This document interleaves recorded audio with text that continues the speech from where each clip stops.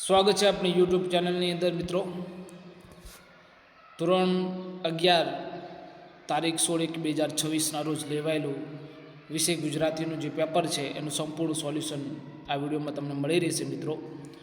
તો પહેલો જે પ્રશ્ન હતો, ચક્રવાક મિથુન કવિના કયા કાવ્યગ્રંથમાંથી લેવામાં આવ્યો છે? તે પૂર્વાલય.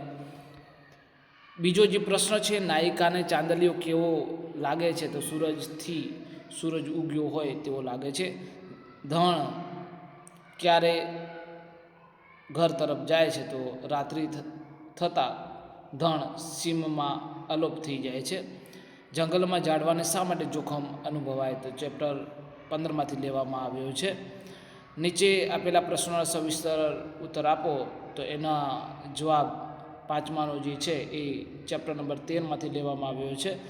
પાંચમાનો જે ફરીથી અથવામાં પ્રશ્ન છે, ભજન કરે તે જીતે, ગીતના આધારે ભક્તિના મહિમા વર્ણો, તો ચેપ્ટર 17માંથી લેવામાં આવ્યો છે. વિભાગ બીની વાત કરીએ તો છઠ્ઠો જે પ્રશ્ન છે, હુકુમ માલિક કૃતિના સાહિત્યકાર જણાવો. તો એકાંકી છે. સાહિત્ય પ્રકાર જણાવો. તો એકાંકી છે. સાતમાનો કેકા શાસ્ત્રીનો જીવન સિદ્ધાંત જણાવો. તો કમખા ગમખા જીવન સિદ્ધાંત હતો. આઠમાનો પ્રશ્ન જે છે એનો જવાબ છે, અમુને મન કુકા શું છે? તો એનો પ્રાણ અને અમૂલ્ય ઘરેણું છે. નવમાનો જે જવાબ છે, ઈશ્વર પણ જીના ભરવાડ જેવો સ્ટેચ્યુ કહેવામાં ઉસ્તાદ છે. તો આ વિધાન સમજાવો. ચેપ્ટર 20માંથી લેવામાં આવ્યો છે. દસમો પ્રશ્ન જે ચેપ્ટર 14માંથી લેવામાં આવ્યો છે. દસમો અથવાવાળો પ્રશ્ન કે શાસ્ત્રીય અજાતશત્રુ વિધાન છે, તો એ રીતે તો ચેપ્ટર 16માંથી લેવામાં આવ્યો છે. વિભાગ સીની વાત કરીએ તો જે વ્યાકરણ છે એની અંદર 11માનું એનાથી હસી પડાયું એવો જવાબ આવશે. 12માની અંદર મારાથી એવો જવાબ આવશે. અને 13મામાં ક્વેશ્ચન માર્ક, બરાબર. 14મામાં વા દાડમ કેવી જેવો દાંત, એ જવાબ આવશે. પછી 15મામાં ને બદલે માં જવાબ આવશે. 16માની અંદર વાત કરીએ તો પાણી પાણી અને પાણી એટલે સરિતા, પાણી એટલે હાથ, આ અર્થ છે. અને કેસ એટલે મુકદ્દમો, કેસ એટલે વાળ, આ એના અર્થભેદ છે. હવે 18માનું વાત કરીએ તો અસી એટલે તલવાર, ખડગ, હેમ એટલે સોનું અને સુવર્ણ, એ એનો જવાબ જોડકા થઈ જશે. હવે 20ની અંદર શાપ તો આશીર્વાદ વિરુદ્ધાર્થ શબ્દ છે. પ્રતિકૂળ તો અનુકૂળ, એનો વિરુદ્ધાર્થ શબ્દ બનશે. 22માં દર 7 દિવસે પ્રગટ થતું. પછીત 23 દિવાળીની પાછળનો ભાગ, ઘર, બરાબર, એટલે પછીત કહેવાય. 24 મસાણ એટલે શમશાન, ધમારવું એટલે ધમાલ કરવી. 26 સ્તબ્ધતા જે તમે અહીંયા જોઈ શકો છો, સુધારવાનો છે જવાબ. 28માં જવાબ જે છે એ સંયોજક શોધવાનો છે. તો કે સંયોજક છે 28માં.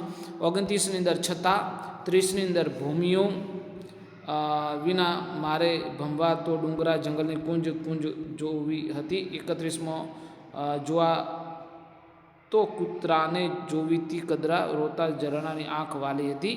32 એકલા આકાશથી ઝાંખો પડ્યો ત્યાં સુધીનો જવાબ છે 31ની અંદર, બરાબર. 32ની અંદર જવાબ છે.